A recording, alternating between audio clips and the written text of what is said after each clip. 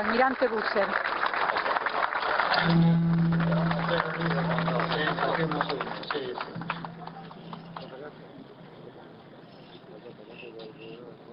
Hace 25 años, a esta hora, la bandera argentina ondeaba en todos los mástiles de puerto argentino. La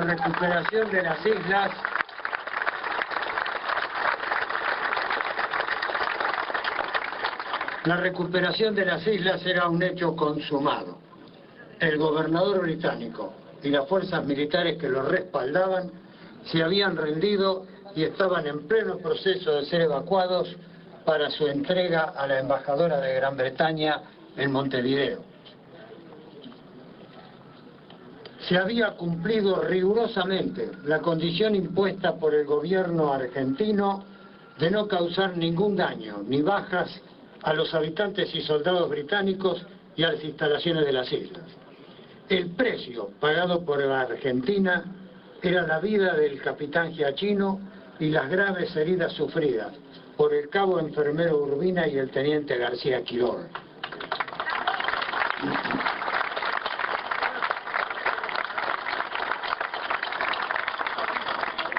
La acción decidida y enérgica del grupo al que pertenecían había forzado la decisión de rendirse del gobernador británico. Debe afirmarse con absoluta seguridad que fue Giachino, con su agresiva acción, arrastrando a sus hombres hasta la propia casa del gobernador británico, el que provocó su rendición, al someterlo a la presión directa del fuego de sus armas, que tiraban a la parte superior de la ventana de su propio despacho, con el propósito de quebrar su voluntad de resistir, pero tomando precauciones para no herir a nadie. Tuvo éxito y logró que el gobernador pidiera parlamentar. Cuando yo concurrí a ese lugar, su voluntad estaba quebrada y no necesité ningún esfuerzo para lograr su rendición. En ese momento, Giachino yacía herido y moribundo. Gracias a su acción, habíamos conseguido que la rendición fuera temprana y antes de que se produjera un combate generalizado que ocasionaría muchas bajas. Con su sacrificio, Giachino salvó las vidas de muchos de los que estábamos en ese lugar. Al morir, nacía un héroe.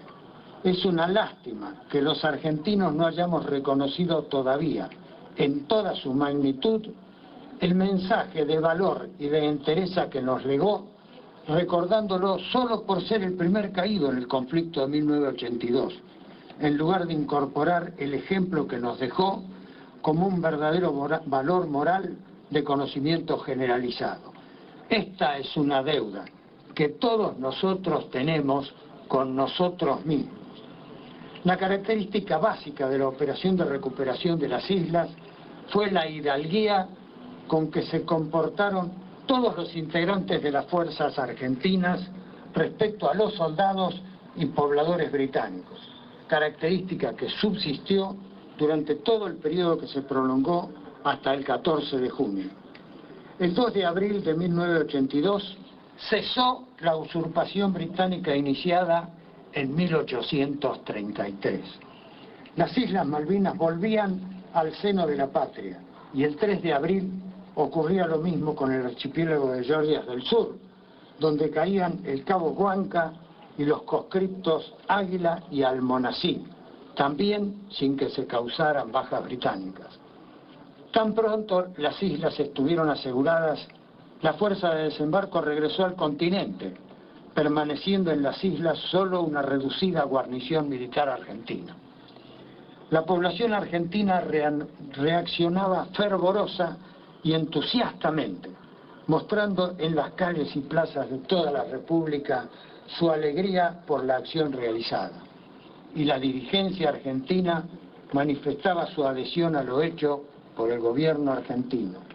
Pero en Londres, el mismo 3 de abril, se anunciaba que se enviaría una fuerza de tarea que incluía una brigada de las mejores tropas británicas, con el propósito de reponer las islas bajo el control del Reino Unido, lo que con tales fuerzas hubieran logrado sin mayores problemas ni demoras.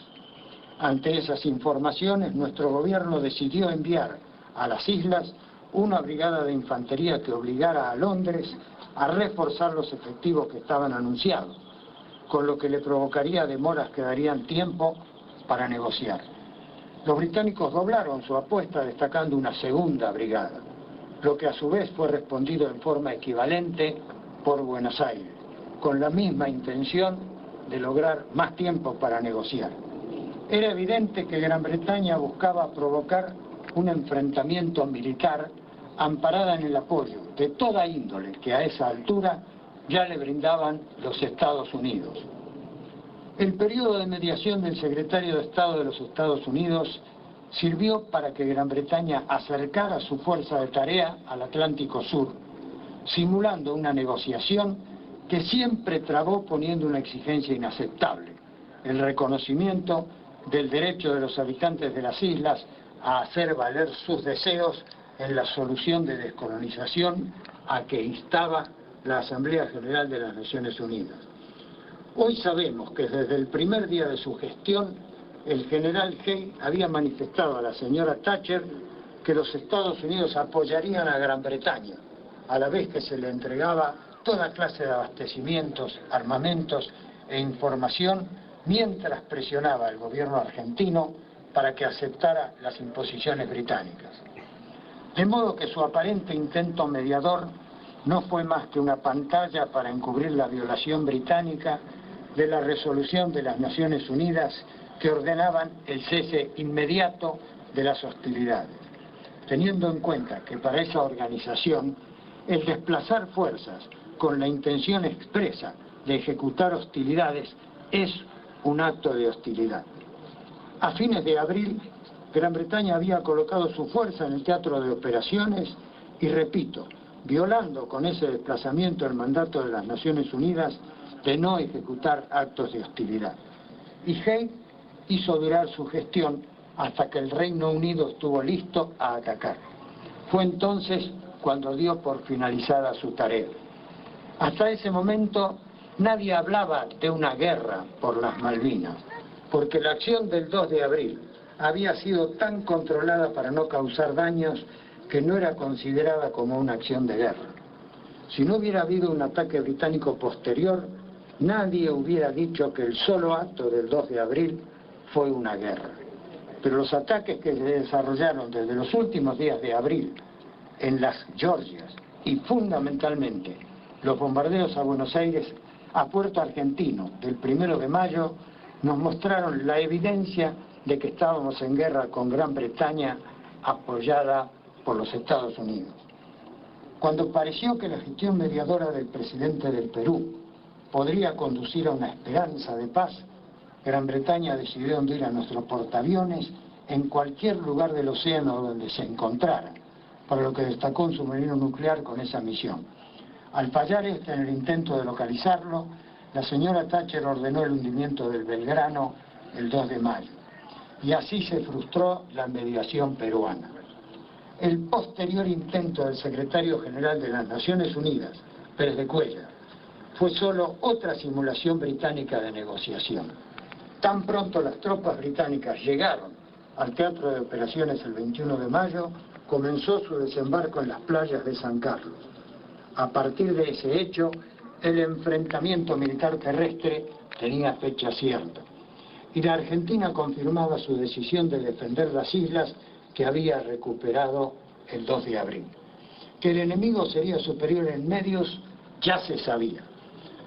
Pero los pueblos van a la guerra en dos circunstancias determinadas: cuando están seguros de ganar o cuando son atacados.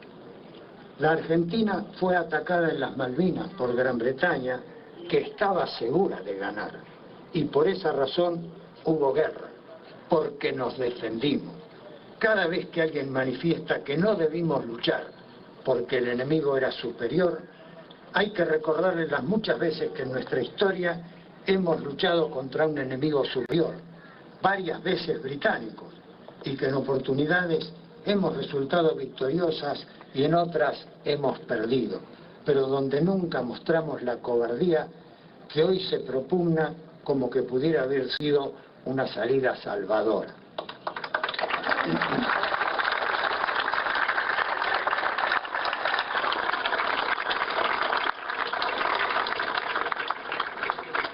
Producido el ataque británico y la resolución argentina de defender la integridad de nuestro territorio, comenzaron las acciones militares en proximidades del archipiélago y poco después dentro del mismo.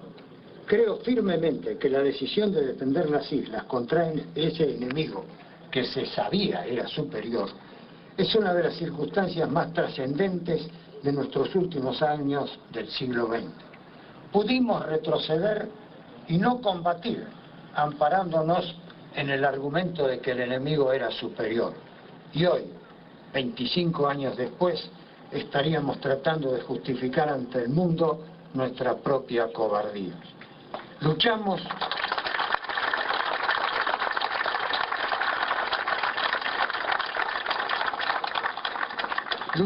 porque fuimos atacados. Nos defendimos duramente y en su momento el mundo reconoció nuestro valor como nación, aunque los medios de comunicación no mostraran en toda su integridad ese sentimiento. La prueba de ese reconocimiento a nuestra lucha lo dio el voto de los Estados Unidos en la Asamblea General de las Naciones Unidas a fines de 1982, cuando todavía Gran Bretaña no había terminado de ejecutar todas sus operaciones militares, apoyando la resolución que instaba a los dos países en pugna a negociar la cuestión pendiente de soberanía. Fue la primera vez que Estados Unidos votaba a favor de una resolución de esas características, poniéndose del lado de la Argentina. Y lo siguió haciendo hasta que el gobierno argentino dejó de presentar el proyecto respectivo en 1989. Todos esos reconocimientos se originaron en una misma y sola cosa. Peleamos con dureza y con valor por lo que creíamos que era nuestro. Y en esos días se pusieron de manifiesto numerosos actos de valor y de excepcional profesionalidad. Nuestros aviadores fueron una imprevista pesadilla para la flota británica, que jamás había sufrido tantas bajas en un periodo tan reducido. Eran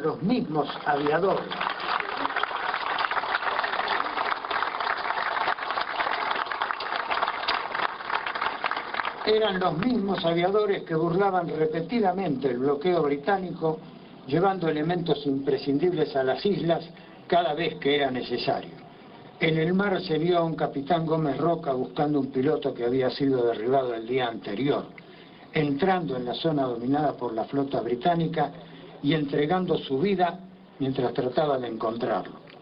La eficiencia de la tripulación del Belgrano durante la evacuación del buque y la abnegación y el coraje de los que fueron a rescatarlos permitió que se salvaran muchas vidas valiosas. La entrega de nuestros soldados durante la lucha terrestre fue reconocida por un enemigo que no es generoso en el elogio. Recordemos algo más de los hombres que combatieron en la guerra por las Malvinas, las Georgias y las Sandwich del Sur. La mayoría, como es normal, fueron militares, incluyendo en ellos a los soldados conscriptos que estaban incorporados en ese año. Y a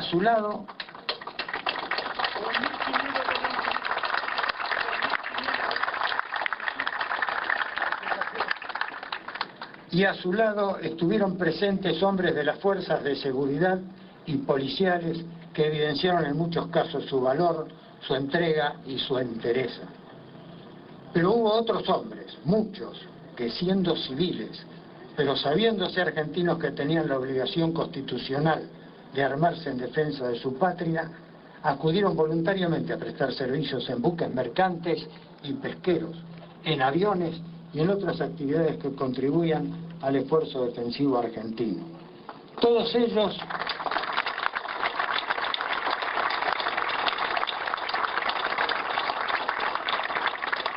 Todos ellos conformaron las fuerzas argentinas.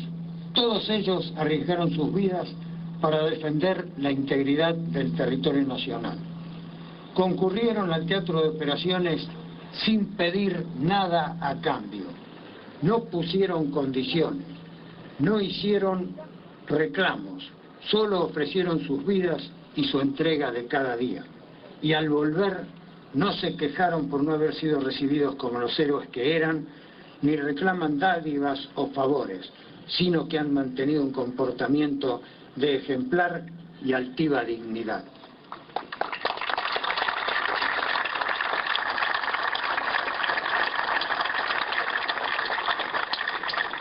Y el enfrentamiento de 1982 se perdió. La guarnición argentina no pudo resistir el ataque británico y debió rendirse el 14 de junio. En esa oportunidad se presentó un hecho que debe destacarse siempre. Se rindió la guarnición militar de las islas, pero no se rindió la Argentina. Los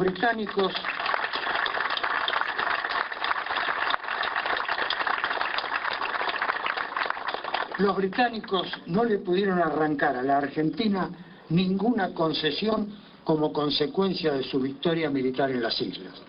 El gobierno argentino no firmó ningún documento de rendición ni hizo ninguna concesión al gobierno británico. Se mantuvo firme en su posición de que el conflicto no había finalizado. No reconoció que hubieran cesado las hostilidades y eso obligó a Gran Bretaña a mantener durante mucho tiempo su esfuerzo defensivo en las islas con los costos y los problemas consiguientes. No perdimos una guerra, perdimos la batalla por la defensa de las islas. La victoria militar británica fue tan mezquina, tan corta, tan marginal, que Gran Bretaña no nos pudo arrancar una sola concesión ni obtener una sola ventaja. Quedaron con la posesión de las islas que todavía hoy están en disputa. Y la Argentina siguió, desde el mismo 14 de junio, reclamando lo que había reclamado desde 1833 hasta el 1 de abril de 1982. Muchas veces un enemigo superior puede ser vencido por el que se encuentra en una aparente inferioridad. Cuando los pueblos son atacados, como lo fue la Argentina en 1982, solo les quedan dos posibles caminos. O pelean hasta donde pueden, o se entregan a la voluntad de su enemigo sin intentar defenderse. Cuando pelean bravamente por lo suyo, esos pueblos son respetados por otros pueblos que rápidamente comprenden y reconocen su esfuerzo y su sacrificio. Cuando los pueblos no luchan por lo suyo, son rápidamente despreciados y pierden el respeto de sus pares, situación que tiene importantes consecuencias, porque a partir de ese momento todos saben que les podrán disputar o exigir cualquier elemento o ventaja, porque siempre serán proclives a ceder frente al que vean decidido o exigente. Las guerras a veces se ganan y otras veces se pierden. Pero lo que un Estado nacional no tiene derecho a hacer, y el pueblo de ese Estado nacional tampoco, es a perder su propia posguerra, aunque en ella el enemigo nos aplique su superioridad o su mayor experiencia en diferentes aspectos. Tenemos el ejemplo admirable de países, vencidos o vencedores, que fueron devastados por las guerras y que se levantaron después del conflicto, reconstruyendo sus estructuras, sus economías, sus culturas, fundados en su propia fortaleza y en la clara comprensión que sus dirigentes tenían de sus respectivos intereses nacionales. Nosotros estamos mostrando que el odio insensato que se aloja en el corazón de algunos argentinos, unido al oportunismo perverso de otros, ha regido sus conductas desde el fin de los enfrentamientos militares de 1982, lo que afecta a la buena solución de nuestra reivindicación territorial. La usurpación británica que hoy impera en las islas se debe a una nueva usurpación, producto de un nuevo acto de fuerza y de una nueva violación del derecho internacional. Cometen un grosero error aquellos que afirman que los británicos usurpan las islas desde 1833. La de hoy es una nueva usurpación cometida por el mismo usurpador en 1982. Ayer domingo hemos leído ediciones de los dos periódicos de mayor tiraje de la Argentina, con numerosos artículos donde se ve un renovado esfuerzo desmalvinizador. Todo el esfuerzo argentino parece que estuvo mal. Todos los propósitos argentinos parecen haber tenido una motivación espuria, pero esas lecturas